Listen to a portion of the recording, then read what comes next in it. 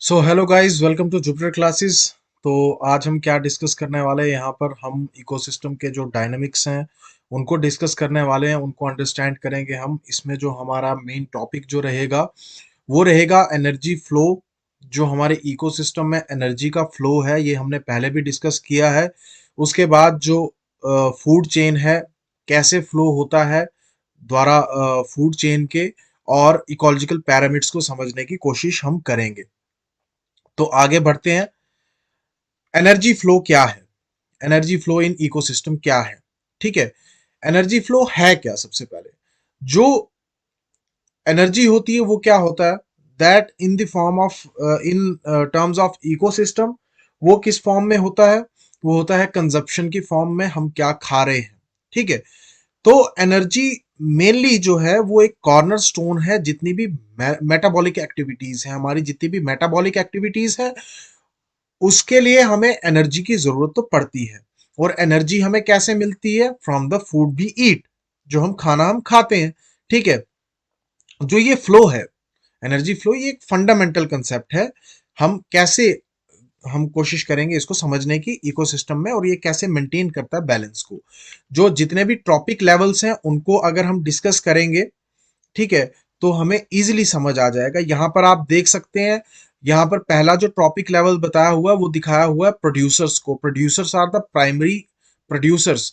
इन इससे पहले क्या होता है, सनलाइट। सनलाइट की वजह से जो प्रोड्यूसर्स हैं वो फूड क्रिएट करते हैं अपना। ठीक है, जैसे प्लांट्स जो हैं जितने भी, ठीक है, फोटोसिंथेसिस के थ्रू वो अपना जितना भी खाना जो है वो खुद प्रिपेयर करते हैं। ठीक है, तो उनको कहते हैं producers. And this is the first trophic level of food chain या एनर्जी फ्लो का जो पहला ट्रॉपिक लेवल है। ठीक है, उसके बाद ये करते क्या है, सोलर एनर्जी को कन्वर्ट करते हैं केमिकल एनर्जी में। ठीक है, और इससे स्टार्ट होता है एनर्जी फ्लो। उसके बाद क्या है, हार्बीवोर्स। ठीक है, हार्बीवोर्स। हार्बीवोर्स कौन से एनिमल्स होते हैं? हार्बीवोर्स वो एनिमल्स होते हैं जो प्लांट्स को कंज्यूम करते हैं। ठीक है, and these are the primary consumers. याद रखना मेरी बात, ये प्राइमरी कंज्यूमर्स हैं। ठीक है, तो ये आ गया सेकंड ट्रॉपिक लेवल। उसके बाद कार्निवोर्स है। Carnivores are the animals that eat herbivores, जो हार्बीवोर्स को खाते हैं। ठीक है, हार्बीवोर्स के ऊपर डिपेंडेंट है। ठीक है, ये थर्ड ट्रॉपिक लेवल बनाते हैं, और इनको हम सेकेंडरी कंज्यूमर्स भी कहते हैं। ठीक है, तो ये प्रोड्यूसर्स हैं, प्रोड्यूसर्स के बाद प्राइमरी कंज्यूमर्स, फिर सेकेंडरी कंज्यूमर्स। इसके बाद एक और होता है, उसको बोलते हैं टर्शियरी कंज्यूमर्स, जिसके ऊपर ट्रॉपिक लेवल जो है जा नहीं सकता। टर्शियरी कंज्यूमर्स कौन से होते हैं? टर्शियरी कंज्यूमर्स इंक्लूड वो एनिमल्स जो उन एनिमल्स को भी खाते हैं जो दूसरे एनिमल्स को खा रहे हैं। ठीक है, फॉर एग्जाम्पल अगर जो बकरी है, बकरी को शेर खाता है, लेकिन शेर को खाने वाला जो एनिमल है उसको हम टर्शियरी कंज्यूमर कहेंगे। और वो टर्शियरी कंज्यूमर कौन सा हो सकता है? ब्लू व्हेल हो सकती है जैसे। ठीक है, वैसे तो इकोसिस्टम अपना अपना है, लेकिन चांसेस हो सकते हैं। लेकिन हम यहाँ पर देखेंगे कि जो शेर है, शेर खुद भी टर्शियरी कंज्यूमर है। क्यों है वो टर्शियरी कंज्यूमर? क्योंकि कभी कभी क्या होता है कि उनको जब ज्यादा भूख लगती है ना, तो वो अपने ही बच्चों को या अपनी प्रजातियों को खाने शुरू हो जाते हैं। तो that gives them the title of tertiary consumers. ठीक है, तो ये ध्यान में रखेंगे। आगे बढ़ते हैं अब। फूड चेन, ये हमने डिस्कस कर लिया। फूड चेन के फंडामेंटल्स, टाइप्स क्या क्या है। ठीक है, फूड चेन के टाइप्स क्या क्या है। ठीक है, इकोसिस्टम में दो टाइप की फूड चेन्स हैं। एक तो ग्रेजिंग फूड चेन है। इसको ग्रेजिंग फूड चेन क्यों कहा गया है ये भी डिस्कस करेंगे। और डेट्रिटस फूड चेन है। ग्रेजिंग फूड चेन क्या है? ये ग्रीन प्लांट से स्टार्ट हो रही है। जब हम प्लांट से इसको स्टार्ट करेंगे, that is called grazing food chain. ठीक है, और ये हार्बीवोर्स पे जाती है, उसके बाद हायर ट्रॉपिक लेवल्स पे जाती है। ठीक है, सिंपल। अभी जो हमने डिस्कस करी that was grazing food chain. उसके बाद डेट्रिटस फूड चेन क्या है? डेट्रिटस फूड चेन जो है वो डेड ऑर्गेनिक मैटर से स्टार्ट होती है। डेड ऑर्गेनिक मैटर कौन कौन सा हो गया? फॉर एग्जाम्पल कोई एनिमल जो है उसकी डेथ हो जाती है, प्लांट के पत्ते जो गिरते हैं, ठीक है, उसके बाद वो सड़ने शुरू हो जाते हैं, सिकुड़ना शुरू हो जाते हैं। ठीक है, उसी को डेड ऑर्गेनिक मैटर कहते हैं। उसके बाद वो उनको कौन कंज्यूम करता है? Micro organisms. ठीक है, कंपोजर्स जिसको हम कहते हैं, ठीक है, वो खाते हैं, फिर डेट्रीवोर्स, उसके बाद फिर फाइनली प्रेडेटर्स उसको खाते हैं, ठीक है। तो ये आ गया डेट्रिटस फूड चेन, ठीक है। नेक्स्ट क्या है, फूड वेब की कंप्लेक्सिटी, ठीक है। फूड वेब की कंप्लेक्सिटी जो है ये थोड़ा डिफरेंट है। फूड वेब पहले डिस्कस कर लेते हैं, फूड वेब है क्या। फूड चेन तो एक सिंपल एक चेन थी, ठीक है, लेकिन फूड वेब में क्या है, फूड वेब में अब बहुत सारी फूड चेन्स आ रही हैं, ठीक है। जैसे बकरी है, बकरी एक हार्बीवोर है, ठीक है। प्लांट्स जो हैं, जितने भी प्रोड्यूसर्स हैं अलग अलग तरीकों के हैं, ठीक है। तो जब हम बहुत सारे जितने भी प्लांट्स हैं उनको ऐड करेंगे वहां पर, ठीक है, उसके बाद हार्बीवोर्स को वहां पर ऐड करेंगे, कार्निवोर्स को वहां पर ऐड करेंगे, स्कवेंजर्स को ऐड करेंगे, एंड फर्दर टर्शरी कंज्यूमर्स को हम ऐड करेंगे। तो बहुत सारे एनिमल्स आ जाते हैं और बहुत सारी फूड चेन्स बननी शुरू हो जाती है, दैट इज फूड वेब, ठीक है। उसको फूड वेब कहें क्योंकि वो एक जाल सा बना देती है, ठीक है। फूड वेब जो है वो थोड़ी सी इंट्रिकेट है, ठीक है। ये थोड़ी सी अलग सी और एक भारी भरकम रिप्रेजेंटेशन है किसकी, फूड चेन की, ठीक है, या जो एनर्जी का फ्लो जो है, ठीक है।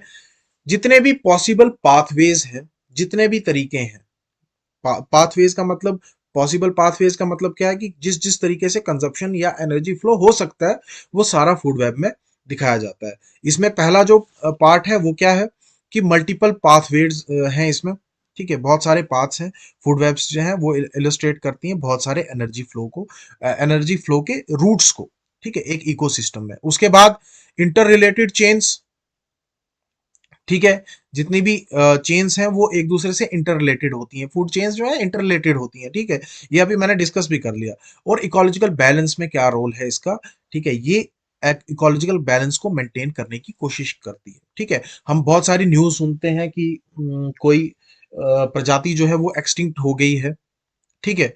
एक्सटिंक्ट होने का मतलब क्या है कि वो उस फूड चेन में से बाहर आ गई है, और उसके बाहर आने की वजह से क्या है, इकोलॉजिकल बैलेंस जो है वो मेंटेन नहीं रह पाता है, ठीक है, इम्बैलेंस्ड हो जाता है, ठीक है, क्योंकि उसका जो रोल इन्वायरमेंट में था कोई और उसकी जगह नहीं ले सकता, ठीक है। नेक्स्ट हम डिस्कस करेंगे इकोलॉजिकल पैरामिड्स क्या होते हैं, ठीक है। सेम वही चीज है, बस एक पैरामिड्स के उसमें दिखाया गया है।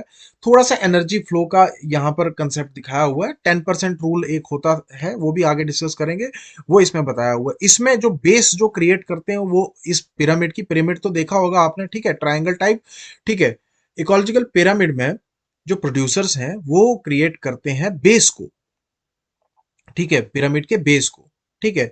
और इसमें सबसे ज्यादा बायोमास होता है, ठीक है, और ज्यादा ऑर्गेनिक मैटर होता है, ठीक है। उसके बाद प्राइमरी कंज्यूमर्स, प्राइमरी कंज्यूमर्स में कौन से आते हैं, हार्बीवोर्स, और उसमें बहुत सारे जो उनका नंबर जो होता है वो कम होता है, ठीक है, एज कंपेयर टू प्रोड्यूसर्स, क्योंकि पेड़ पौधे ज्यादा है ना, जानवर कम है, ठीक है। और बायोमास जो है वो भी कम होता है। उसके बाद सेकेंडरी कंज्यूमर, सेकेंडरी कंज्यूमर्स कौन से हो गए, जो प्राइमरी कंज्यूमर्स को कंज्यूम कर रहे हैं, ठीक है, और ये भी लेस इन नंबर होते हैं, ठीक है। उसके बाद टॉप कार्निवोर्स, टॉप कार्निवोर्स सबसे ऊपर होते हैं और इनमें कम, सबसे कम एनर्जी जो है वो ट्रांसफर होती है, ठीक है। टॉप कार्निवोर्स वही टर्शरी कंज्यूमर्स हैं, ठीक है। नेक्स्ट पिरामिड ऑफ नंबर्स, ठीक है, पिरामिड ऑफ नंबर्स को डिस्कस करेंगे। अब क्या है ये, ठीक है, इसमें आप देख सकते हैं कि यहाँ पर 1000 लिखा हुआ है, 1000 प्रोड्यूसर्स, ठीक है, ये बेस बनाएंगे, ठीक है। प्रोड्यूसर्स बहुत तरीके के हैं। उसके बाद जब ट्रांसफर होगा ये 100 हो जाएंगे, फिर ट्रांसफर होगा तो 10% जो है वो कार्निवोर्स। वैसे ही एनर्जी जो है यहाँ पर 100% होती है, ठीक है। जब यहाँ से यहाँ पर ट्रांसफर होती है तो फिर वो 10% हो जाती है। यहाँ का जो 10% है, यहाँ का जो 10% है वो 100% हो जाता है। 100% वही 10% जो है वही 100% माना जाता है, और उसका भी 10% जो है वो यहाँ पर कार्निवोर्स में ट्रांसफर होता है एनर्जी, ठीक है। ये है 10% रूल, ठीक है, पिरामिड ऑफ नंबर्स इसको कहेंगे। फिर उसके बाद है बायोमास और एनर्जी का, ये देख सकते हो आप यहाँ पर, ये पिरामिड जो बना हुआ है, ठीक है। यहाँ पर जो बेस है ना ये प्रोड्यूसर्स हैं, उसके बाद अलग अलग तरीके के जितने भी कंज्यूमर्स हैं वो दिखाए हुए हैं, ठीक है। थोड़ा साफ नहीं दिख रहा होगा मगर मैं आशा करता हूँ कि आपको समझ आ गई होगी, ठीक है। तो इसमें भी तीन तरीके के यहाँ पर दिखाए हुए हैं। पहला तो बायोमास अपराइट है, ठीक है। लैंड इकोसिस्टम जितना भी है उसमें बायोमास जो है अपराइट होता है, मतलब जैसा ये ट्रायंगल दिखाया हुआ है ना, ये पिरामिड जैसा दिखाया हो ऐसा ही लैंड पर होता है, ठीक है। इसमें दिखाया जाता है कि हायर ट्रॉपिकल लेवल्स पे जो एनर्जी का ट्रांसफर है वो कम होता जा रहा है, ठीक है। बायोमास इन्वर्टेड क्या है, ये एक्वेटिक इकोसिस्टम में शो होता है, मैंने पिछली वीडियो में एक बार बताया भी था आपको, ठीक है। बना के बताया था ना कि एक्वेटिक इकोसिस्टम में क्यों होता है, ठीक है। तो ये वही है। एनर्जी अपवर्ड, एनर्जी पिरामिड जो है always shows a large base reflecting the law of thermodynamics. Law of thermodynamics जिन साइंस के बच्चों ने पढ़ा होगा उनको पता होगा, ठीक है। आप कमेंट करना कि लॉ ऑफ थर्मोडायनेमिक्स जो है वो क्या कहता है, ठीक है, और ये किसने दिया था, ठीक है। तो ये आपके लिए होमवर्क है इतना सा, लॉ ऑफ थर्मोडायनेमिक्स। ऐसे भी साइंस का टॉपिक तो है आपके पास, ठीक है, तो साइंस में आप देख सकते हैं, ठीक है, आपका वो रिवाइज भी हो जाएगा। Next, thank you. ठीक है, thank you so much for watching, ठीक है। लाइक करें, शेयर करें, सब्सक्राइब करें, हमारे चैनल को थोड़ा सा मोटिवेशन दें, ठीक है। बहुत सारी मेहनत कर रहे हैं, अभी देखो ये नए तरीके की स्लाइड्स लाने की कोशिश की मैंने, इससे अच्छी स्लाइड्स लाने की कोशिश करूंगा, ठीक है। तो हमें सपोर्ट करें, ठीक है, जितना हो सकता है शेयर करें, हमारी ई बुक्स जितनी भी हैं उनको डाउनलोड करें, ठीक है। उन पे बहुत अच्छा कंटेंट दिया हुआ है, बहुत मेहनत करते हैं जुपिटर क्लासेस का जितना भी फैकल्टी है, ठीक है। तो thank you so much for watching.